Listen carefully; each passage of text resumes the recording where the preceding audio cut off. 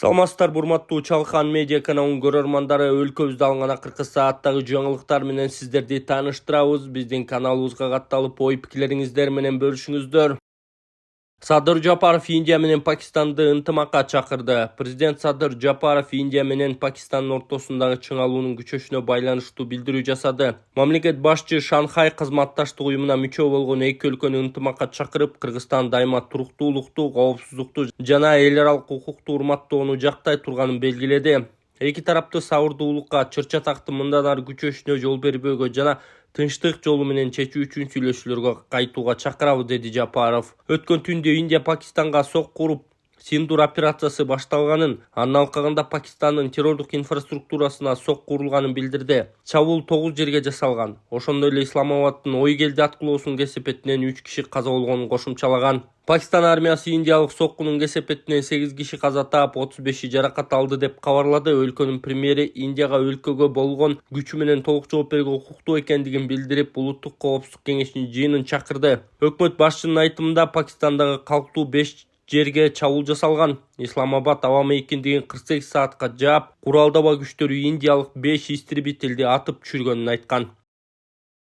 Урматтуу Москвадагы мекендештер, Кыргызстанга жүк салууну каалап, бирок кимден жиберүүнү ойлонуп жаткан болсоңуз, биз сиздерге ишенимдүү ишкерди сунуштайбыз. Бул ишкердин аты жөнү Зайырбек Маматкаримов.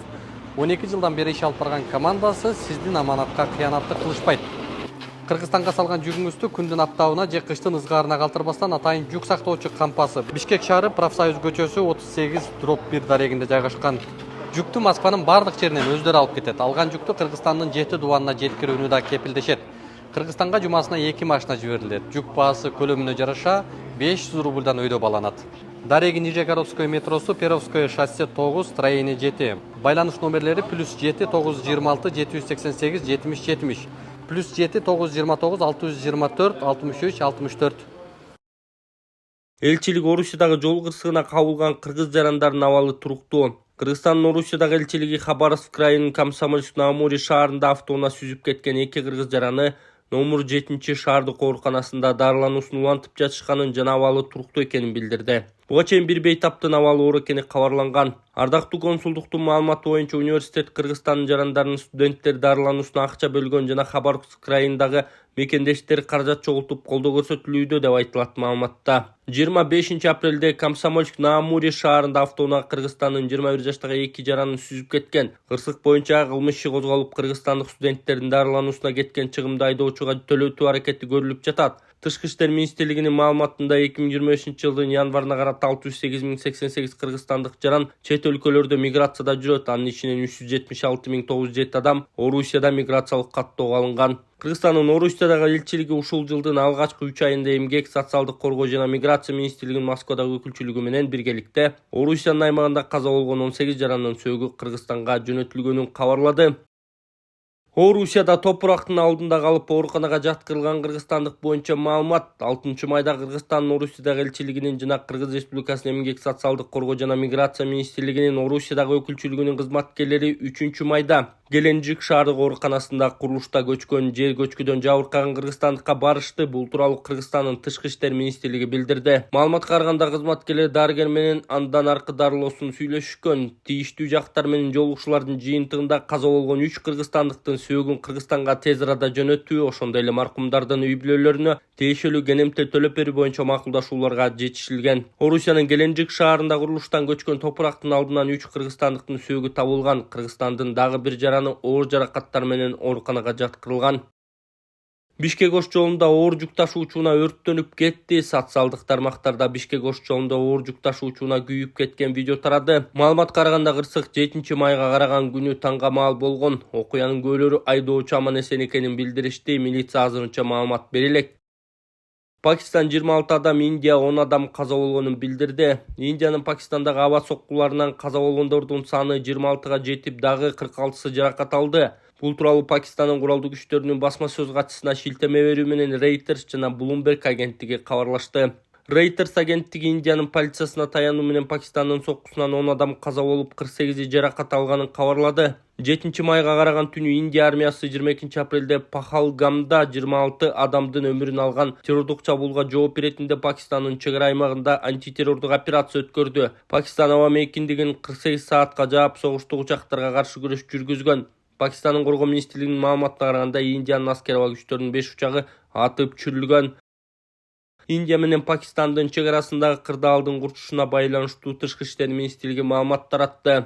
Пакистан менен Индиянын чек ара аймактарында кырдаалдын курчушуна жана ракета соккуларын кошо камтыган аскердик аракеттер тууралуу кабарларга байланыштуу Тышкы иштер министрлиги жарандарга абал турукташмайынча аталган мамлекеттерге баруудан карманууну сунуштады. Пакистанда же Индияда жүргөн Кыргыз Республикасынын жарандарына өзгөчө эhtiyаттык чараларын көрүү жана жергиликтүү бийлик органдарынын көрсөтмөлөрүн так аткарууну сунуштайт. Пакистан авиация органдарынын маалыматына ылайык, Исламабад шаарындагы эл аралык аэропорту убактылуу бардык каттамдар үчүн жабылган. Пакистандын жарандык авиация башкармалыгы кырдаал турукташкандан кийин аба каттамдары кайра жандanaарын билдирген деп айтылат маалыматта. Өзгөчө кырдаалдар же шашылып жагдайлар пайда болгон учурда жарандар Кыргыз Республикасынын төмөнкү дипломатиялык өкүлчүлүктөрүнө тез арада кайрылууга тийиш. Кыргыз Республикасынын Индия Республикасындагы элчилигинин ыкчам байланыш телефону +91 95 99 92 17 79. Кыргыз Республикасынын Пакистан Ислам Республикасындагы элчилигинин ыкчам байланыш телефону +92 330 37 17 771. Assalamu alaikum Kırgız elim. Аты жөнүм Алимов Дастанбек, 1999 төрөлгөнмүн. Түкөстен ломкүстүк оорусу менен төрөлгөнмүн. Анан азыркы учурда сколиоз менде 4-степенге келип калды. Дем алышым кыйындап, ички органдарым кысып, санчкылап, грудной клетка уже көрүп атасыңар, ушул жерге чейин көтөрүлүп кетти. Арткы жагым видеодо көрсөтөбүз. Азыр ошого чине мага акча керек болуп атат. Чет өлкөгө барганга Индия, Турцияларда 45 миң, 50 миң деп атат сумманы. Азыр Египетте мен көрүп атам, Германия, Египет жакшы болуп атат экен. Ошол жактарда мен клиникаларды онлайн издедим. Ал жактарды сүйлөшүп көрбөдүм, бирок отзывдарын көрдүм. Алар кымбатыраак айтып калышы ыктымал. Ошондуктан мага кичине жардам берип коюшуңарды суранам, Кыргыз элим. Силердин 100 сомуңар менин өмүрүмдү сактап калышы мүмкүн да. Силердин 1 литр бензиниңер же магазинден алып иче турган суусундугуңардын акчасы бир эле менин өмүрүмдү сактап калышы мүмкүн. Аллах таалам үчүн жардам берип коесуңар деп суранам. Банк номерим 51 менен 19 14 30 деп Дастанбек А деп чыгат. Сбербанк карталар видеонун астында жазылган болот. Сбербанк картамдагы жазсаңыздар Дастанбек А деп чыгат. Блогер Айтилек Орозбековдун кармалышы боюнча милиция маалымат берди. Чүй облусунда улуттар аралык кастыкты козутууга шектелген жаран кармалды. Бул тууралуу Чүй милициясынан билдиришти. 15 апрелде интернет тармагына карата жүргүзүлгөн мониторинг учурунда Айтилек Орозбеков аттуу YouTube каналы аркылуу улуттар аралык кастыкты козутуу фактысы таратылып жаткандыгы аныкталып, бул баракчанын кайрылуусу текшерүүгө алынып, соттук экспертизага жөнөтүлгөн. Экспертизанын жыйынтыгына ылайык жогорудагы YouTube каналда улуттар аралык кастыкты козутуунун пропагандалоо белгилери камтылгандыгы тастыкталып, 330 берененин негизинде кылмыш иши козголгон. Тергөө иштеринин жүрүшүндө Айтилек Орозбеков аттуу жаран 50дөн ашык мекемени өзүн билемдик менен текшерүүгө алып, бир тараптуу жыйынтык чыгарып, улуттар аралык кастыкты козутуу белгилеринин негизинде ишмердүүлүгүн жүргүзүп келгендиги аныкталган жана ошондой эле тергөө иштеринин жүрүшүндө жарандын буга чейин да массалык башалмандык фактысы боюнча соттолгондугу бар экени такталган. 6 майда жогорудагы кылмыш ишинин негизинде 1995-жылы туулган жаран кармалып, убактылуу кармоочу жайына киргизилген. Учурда окуя боюнча тергөө амалдары уланууда деп айтылат маалыматта.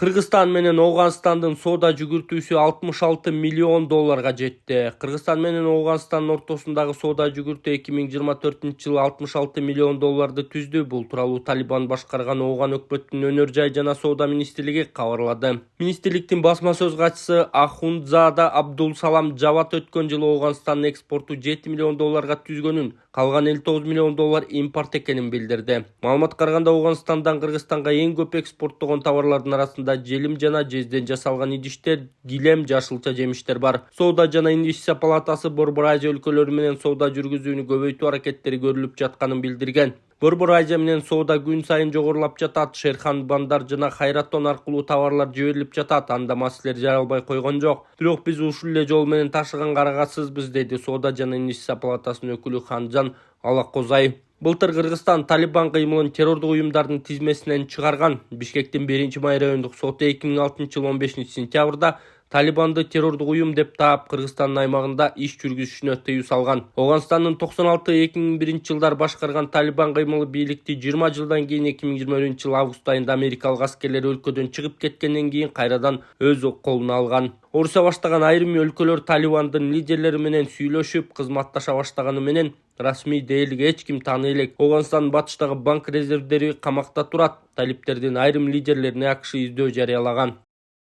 Москвадагы жеңиш парадында кайсы дүйнөлүк лидерлер катышат? 2023-жылдын 9-майында Москванын Кызыл аянтындагы жеңиш парадына 29 чет мамлекеттин лидерлери катышат. Бул тууралуу Россиянын президентинин жардамчысы Юрий Ушаков билдирген. Россиялык басылмалардын маалыматына ылайык, чакырылган лидерлердин арасында Азербайжан, Армения, Беларусь, Казакстан, Кыргызстан, Тажикстан, Өзбекстан, Түркмөнстан, ошондой эле Босния жана Герцеговина, Бразилия, Буркина Фасо, Венесуэла, Вьетнам, Гвинея-Бисау, Египет, Зимбабве, Кытай, Конго, Куба, Лаос, Монголия,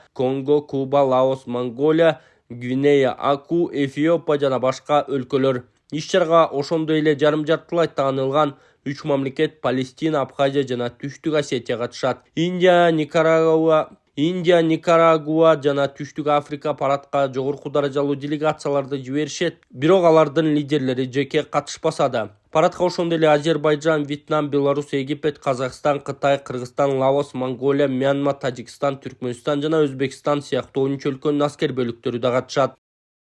Жалал Абадта Камбар Ата бир ГЭСинин курулушу үчүн кум шагыл жана бетон чыгаруучу завод ачылды. Жалал Абад облусунда кум шагыл жана бетон чыгаруучу завод ачылды. Заводдон чыккан материалдар Камбар Ата бир ГЭСинин курулуш иштерине колдонулат. Бул тууралуу энергетика министрлиги билдирди. Ачылыш аземине энергетика министри Талайбек Ибраев, Жогорку Кеңештин депутаты Кундузбек Сулайманов, Токтогул району акими Түкөбаев, тийиштүү жетекчилер жана энергетиктер катышкан. Аталган завод Нарын ГЭС ААК менен келишимдин негизинде Астория Групп компаниясы тарабынан курулган. Энергетика министри мындан тышкары Камбар Ата бир ГЭСине барып курулуп жаткан көпүрө, жол, тоннелди бетондоо иштери менен жеринде таанышкан. Ошондой эле көпүрөнү куруп жаткан кытайлык подрядчылар менен жолугуп, долбоорду ишке ашыруу этабы, көпүрөнүн сапаты, алдыдагы пландар тууралуу сүйлөшүүлөрдү жүргүзгөн.